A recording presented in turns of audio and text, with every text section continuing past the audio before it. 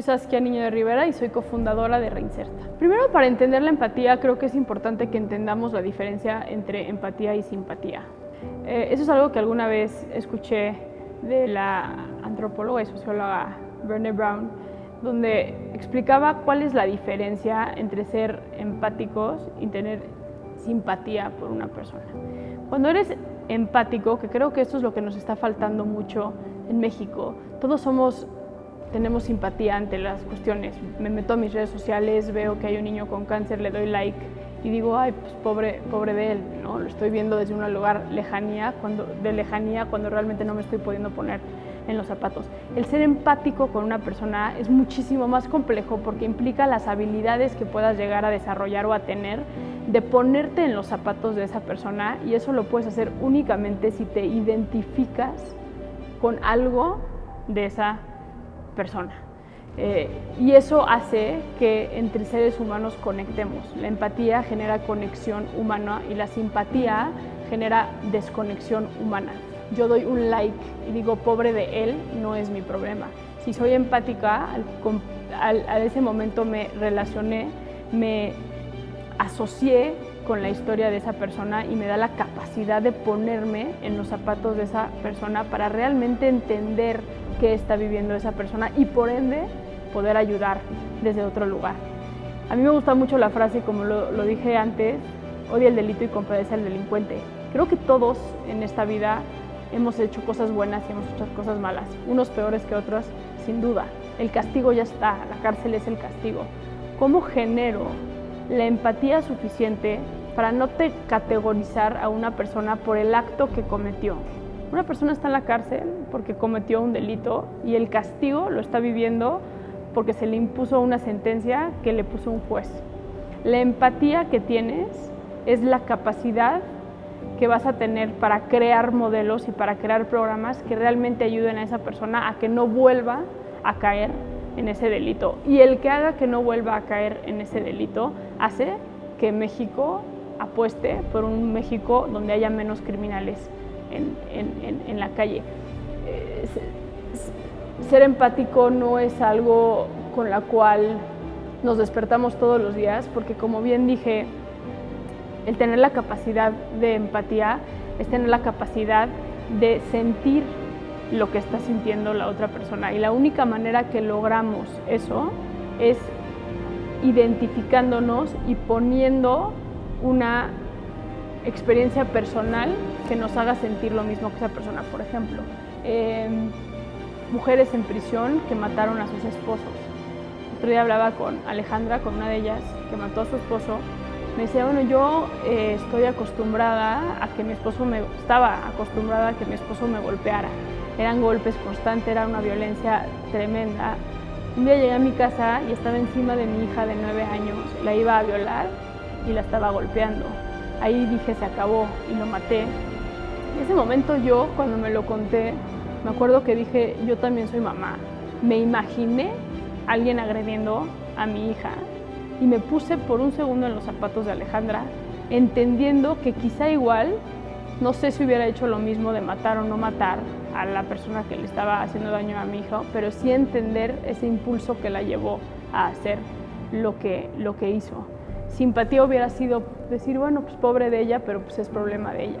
Sino como también en ese momento lo que tiene a Alejandra en la cárcel es la violencia en la que vivió y que en ese momento no pudimos intervenir y hacer lo necesario para que no llegara a un homicidio. ¿Cuál es la diferencia y cuál es la capacidad de entender que la empatía nos va a llevar a la construcción de una mejor sociedad? Porque no juzgamos necesariamente a una persona por lo que hizo, sino entendemos el contexto y reparamos el contexto para que ya no haya más acciones como esa. La capacidad empática que podamos llegar a tener implica también el poder salirnos del entorno en el que hemos estado. Yo siempre lo digo, hoy somos quienes somos por las oportunidades que hemos y que no hemos tenido en la vida, por las cosas buenas y malas que nos han pasado en la vida, por las redes de apoyo que hemos o no hemos tenido en nuestras vidas. Eso define quiénes somos, eso define el rumbo que tomamos. La cárcel para mí ha sido la universidad más importante, el espacio de aprendizaje más importante que yo puedo tener a título personal y a título profesional. Sentarme a escuchar las historias de cientos de personas que hoy están privadas de la libertad no me hace cómplice del acto ilícito que hicieron esas personas, pero es entender el contexto en el cual esas personas vivieron. Y ojo, eso no implica justificar el delito, y creo que eso es muy importante que lo dejemos como muy claro. El que yo pueda reconocer a una mujer que mató a su esposo, por ejemplo, el que hubo una ausencia de Estado en protegerla cuando estaba siendo golpeada, que la llevó a cometer el acto, me tiene que poder enfocar en que como sociedad tenemos que generar más programas y más ayuda para mujeres que están en una situación de violencia para que no llegue al acto delictivo. Me acuerdo una vez que estaba en Santa Marta y estaba platicando con una interna, una historia de terror, una mujer, una niña que a los 4 años tiene recuerdos de cuando ella tenía 4 años, de ella cuidar a su hermanita de 2 años. La mamá y el papá adictos, alcohólicos, de jueves a lunes se iban, desaparecían, no regresaban, las encerraban a ellos adentro de la casa. Entonces ella me empieza a contar que habían hecho como un hoyo en la pared que cuando estaban los papás tapaban, pero ese hoyo era el que usaban para salir a los basureros de la colonia y buscar comida los días que los papás se iban de fiesta.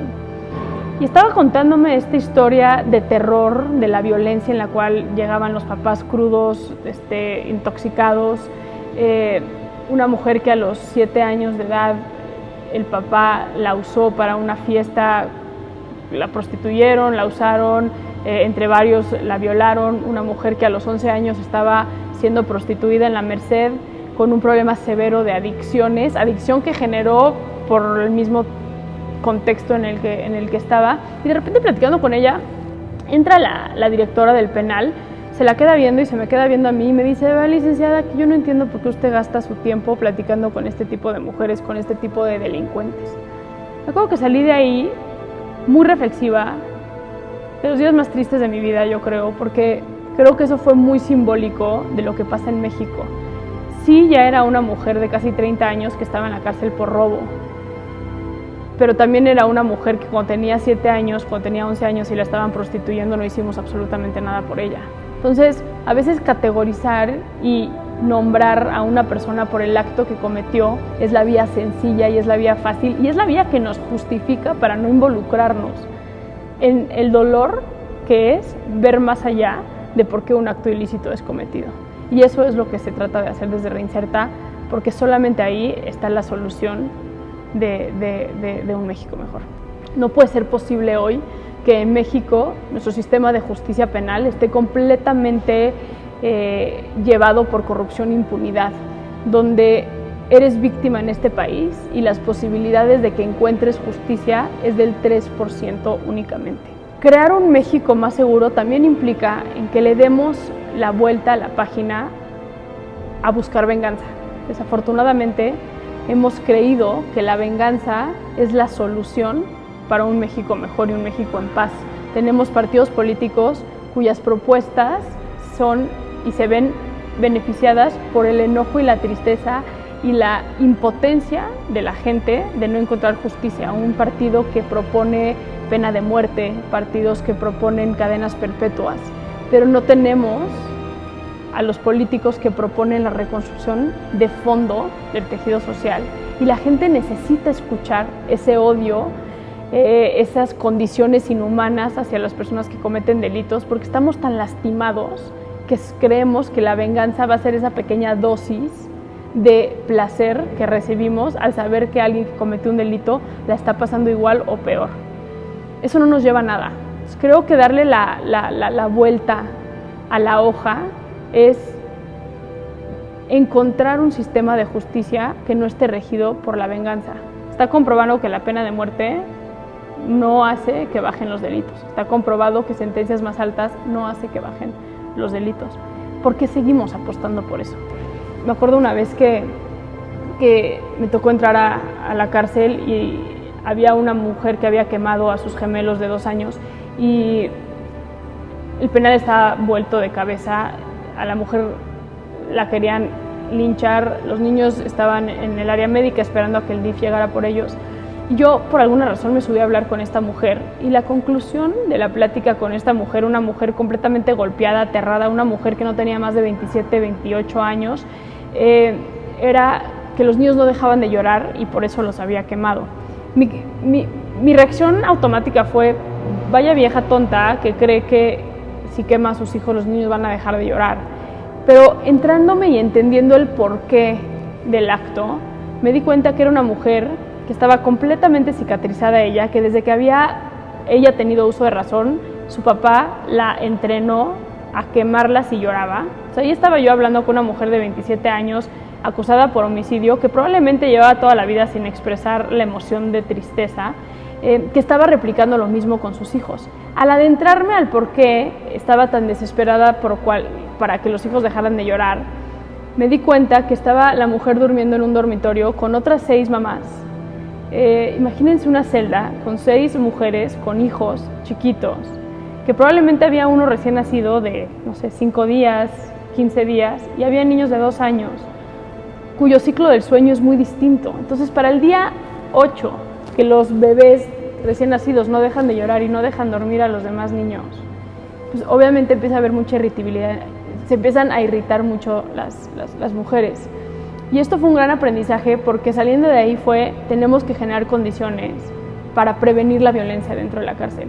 Nadie podemos vivir en un cuarto con 6 otras mamás que estamos tratando de generar ciertos hábitos para nuestros hijos, que estamos de por sí sin poder dormir. Entonces ahí se nos ocurrió, por ejemplo, hacer los dormitorios especiales para niños y mamás. Y de esta manera, 1, generar solidaridad entre las mujeres mamás en prisión, que se cuiden y se protejan entre ellas. Y 2, generar espacios donde los niños no estén tan expuestos a temas de violencia. Esto salió a través de darnos la oportunidad de escuchar la historia del por qué se cometió un acto de violencia. Y creo que es importante que entendamos la maternidad en prisión desde este lugar. Paso 1, mejorar las instituciones que tengan que ver con que como mexicanos, como mexicanas, sepamos que podemos confiar y que tenemos autoridades, policías y un sistema de justicia penal que va a velar por nuestro bienestar y que en caso de que exista una injusticia van a solucionar eso. Y segundo es cómo le exigimos a las autoridades que vean por el bienestar social desde esa perspectiva y no desde un lugar de venganza. El otro día estaba haciendo una cosa en redes sociales, un live en redes sociales, y me acuerdo que me llegó un mensaje de una mujer que me parece súper simbólico. Me dice, ¿cómo puede ser posible que ayuden a los niños de las delincuentes? Me pareció el colmo, pero me pareció muy simbólico en México, porque así es como piensa el mexicano y la mexicana en su mayoría.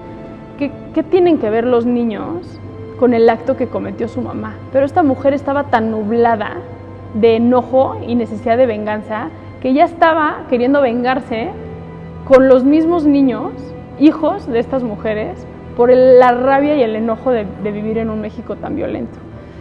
Y es normal, estoy convencida que es normal el que estemos tan enojados, porque claro, si no hay justicia, de alguna manera tenemos que sacar el enojo de despertarnos todos los días sin saber qué nos puede pasar esos días, si nuestras hijas van a regresar bien a casa, si voy a salir y me van a asaltar, si cualquier cosa puede llegar a pasar.